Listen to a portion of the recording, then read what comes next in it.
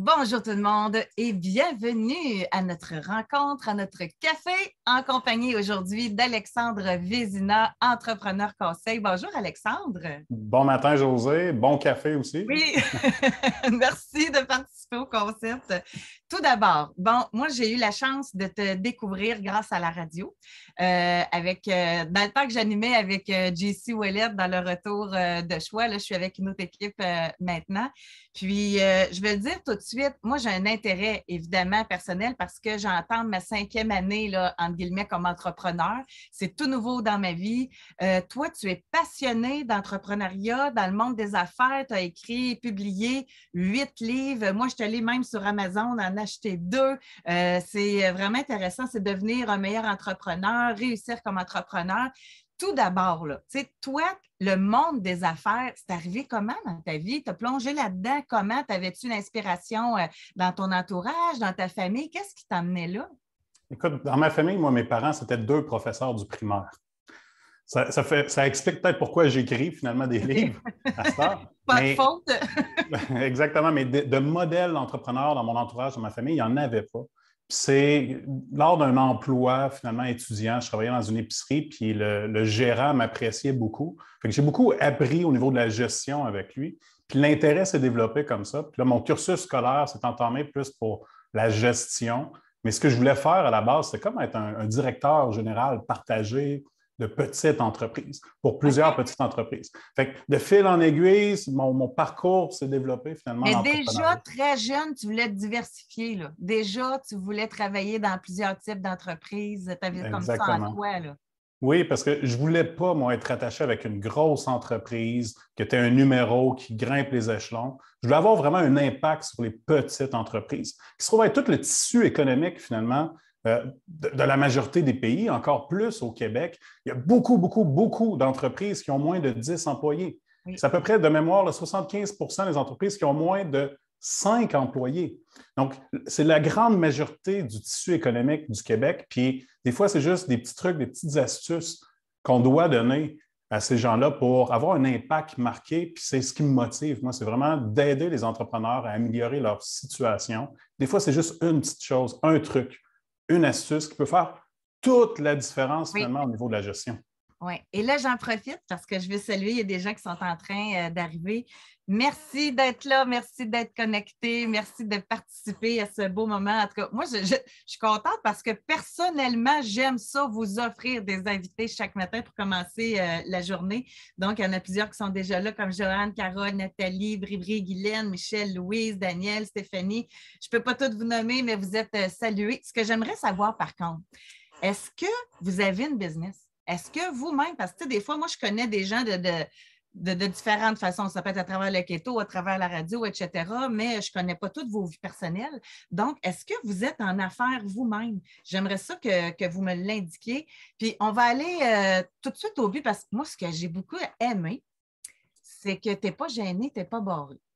Tu sais, dans le sens que tu ne passes pas par 4 chemins pour dire les affaires et c'est rafraîchissant. Sérieusement, là, tu sais. Puis là, je ne vais pas te mêler à ça, mais dans un monde où il y a de plus en plus, on est woke, tout le monde est beau, tout le monde est fin, tout le monde est. Non, non, toi, tu vas droit au but. Puis même, il y a quelque chose qui va peut-être toucher même des gens qui ne sont pas entrepreneurs parce que dans tes livres, on peut ramener ça à soi.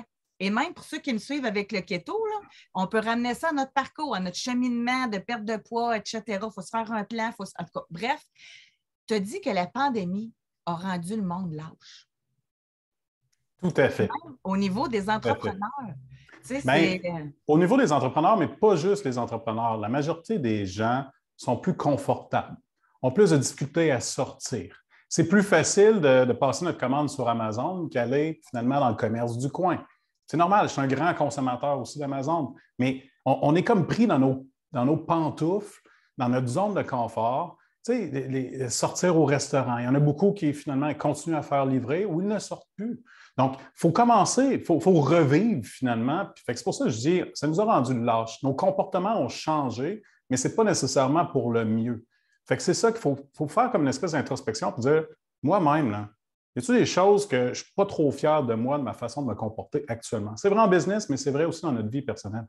Oui, puis même dans notre vie personnelle, mais en business, il y en a que la pandémie, puis c'est quoi l'expression que tu dis, là, il y avait de l'air des chevreuils devant une lumière, ils ont comme figé, qu'est-ce que je fais? C'était tellement pas prévu, les fermetures, les restrictions. Il y en a qui ont dû fermer là, complètement.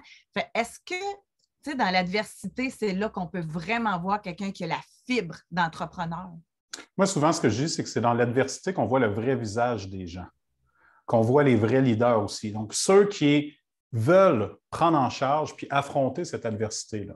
Donc, c'est normal de paniquer ou d'être figé quand on a un bon coup de 2 par 4, moi j'appelle ça de même, là, un bon coup de 2 par 4 qui nous scie les jambes comme entrepreneur, mais Oui. tôt ou tard, il faut se relever, il faut assumer notre leadership, il faut assumer notre résilience, notre persévérance, puis finalement affronter. Donc, de pogner son 2 minutes, oui. C'est normal parce que ça déstabilise. Mais rapidement, il faut dire, OK, il faut que je tombe dans un mode de réflexion. Qu'est-ce que je fais? Me poser les bonnes questions, prendre les bonnes actions, poser les bons gestes pour rester en mouvement, mais rester en mouvement sur nos objectifs.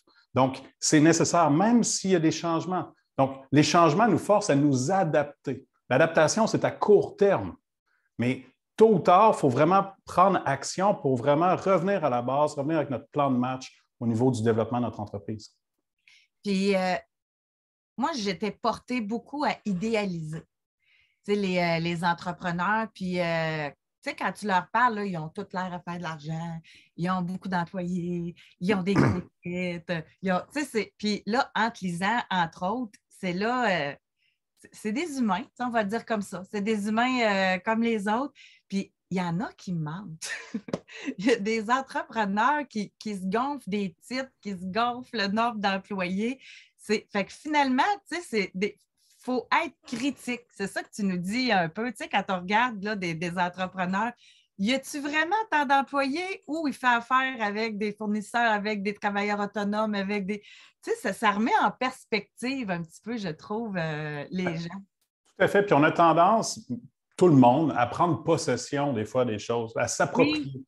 Donc, supposons si je dis j'ai 3 usines. OK, est-ce que je possède réellement 3 usines? Ou si je travaille avec des partenaires qui, eux autres, fabriquent pour moi, puis finalement, j'ai un employé sur mon payroll. Parce qu'il y a beaucoup de gens qui projettent une grosse image de réussite, mais dans les fonds, c'est une question de modèle d'affaires. C'est correct d'avoir ce modèle d'affaires-là, mais ce qui n'est pas correct, c'est de créer comme ce mensonge-là pour avoir l'air plus gros, pour décrocher d'autres contrats. Donc, ça, ce n'est pas correct. Ça, ce n'est pas la bonne façon, ce n'est pas transparent. De mentir, tout le monde ment. C'est un leurre. Je me prends pour le docteur House, là.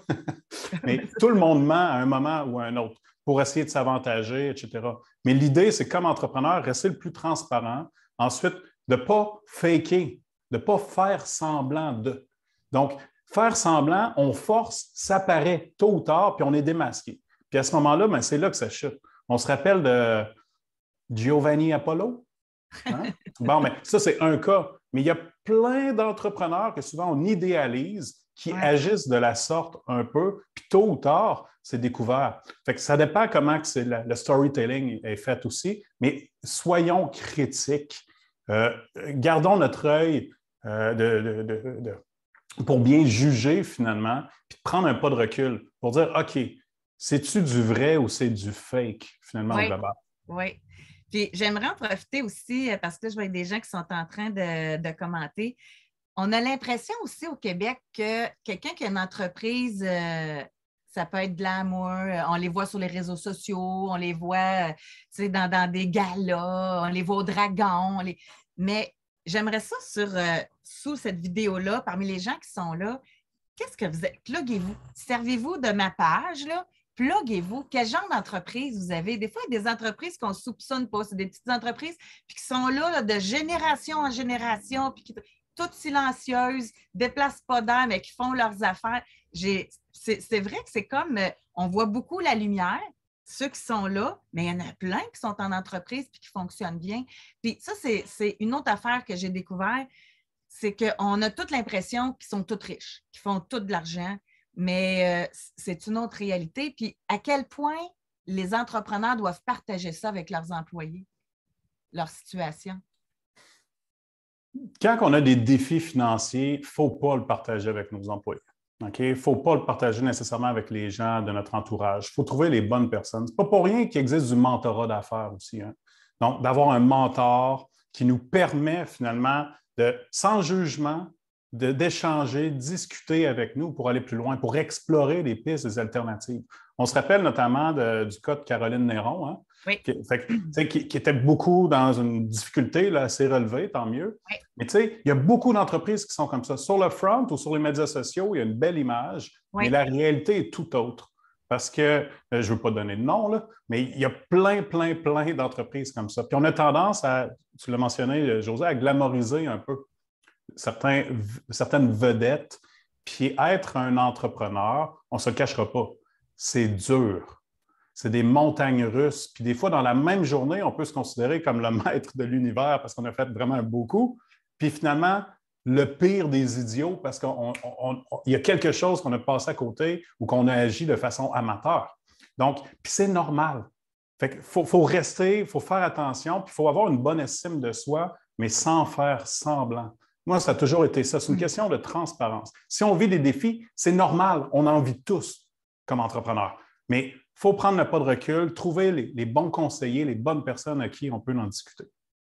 Puis là, c'est comme le sujet de l'heure. Ces temps-ci, on parle des employés, que ce n'est pas facile de les garder, d'aller en chercher d'autres. Puis il y a différentes façons de voir les choses. Tu sais, c'est qui? C'est Luc Poirier qui disait, là, le temps du patron roi, c'est terminé. Tu sais, d'un autre côté, je te lis, puis tu dis, là, c'est pas au patron à se mettre à quatre pattes, à aller contre ses valeurs non plus pour plaire aux employés. C'est à l'employé à s'adapter aux valeurs de l'entreprise. Et la ligne est mince, hein? C'est pas facile, là. C'est un équilibre qu'il faut rechercher.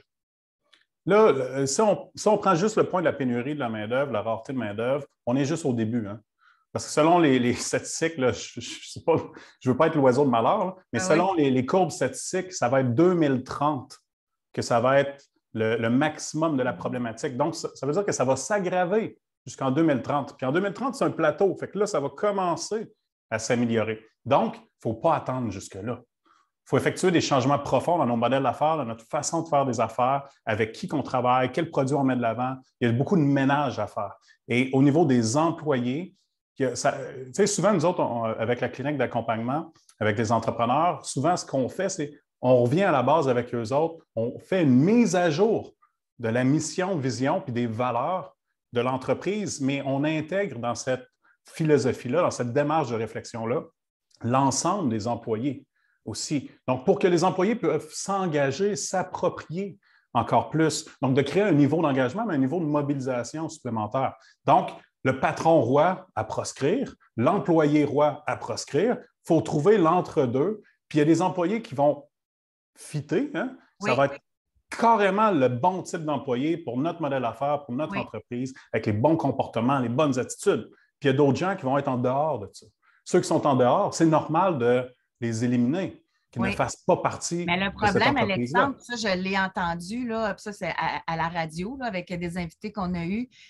Il y en a qui ont dit que si ce n'était pas de la crise, là, entre guillemets, au niveau de la main-d'œuvre, qu'il y a plein d'employés qui ne garderaient pas, mais qui n'ont pas le choix.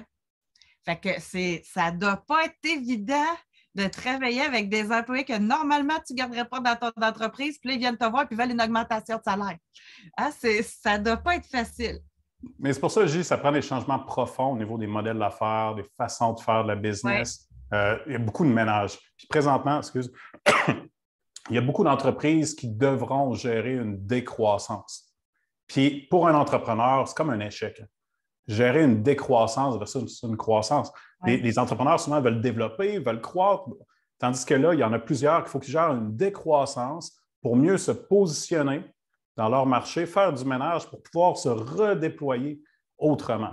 Fait que ça prend, moi, j'appelle ça des mutations, hein? Donc des mutations entrepreneuriales importantes dans la façon de faire le business actuellement. Donc, ça prend des concessions, des sacrifices à faire.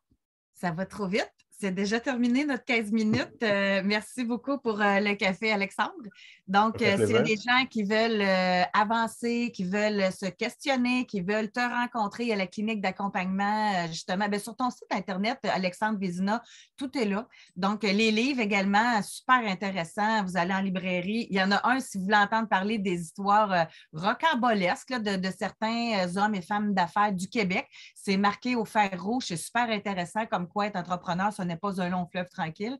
Alors, je vous le recommande. C'est super intéressant aussi. Alors, merci beaucoup, Alexandre, d'avoir été avec nous. Ça me fait plaisir, José. Bonne journée. Merci. Et j'aurais envie, si vous me le permettez, une dernière fois de vous demander, parce que je trouve ça très intéressant, écrivez-moi votre entreprise, nommez-moi votre entreprise, puis ça vous tente d'échanger tout au long de la journée, c'est quoi votre plus grande difficulté? Tu sais, ces temps-ci, là, c'est-tu les employés? Mais je sais que les entrepreneurs sont un peu frileux à parler de leurs difficultés, mais on pourrait échanger là, si jamais vous avez des thèmes que vous voulez qu'on aborde. Alors, merci d'avoir été là tout le monde. Merci Alexandre. On se retrouve lundi matin pour un café à 7h45.